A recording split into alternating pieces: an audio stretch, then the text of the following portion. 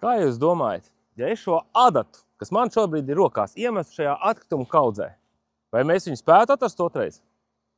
Iespējams, izklausās visai traki, neiespējami, bet pamēģināsim. Meklēsim idejas atkritumu pārstrādēji.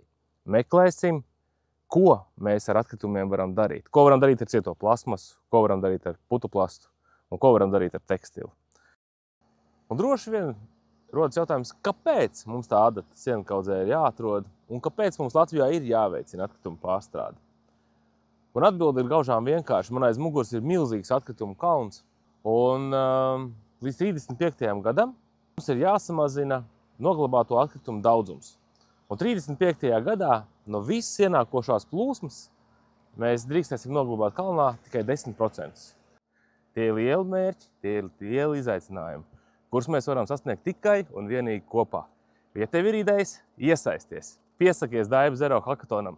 Šogad tas notiks 27. un 28. septembrī pie mums Aprits ekonomikas centrā Daiba.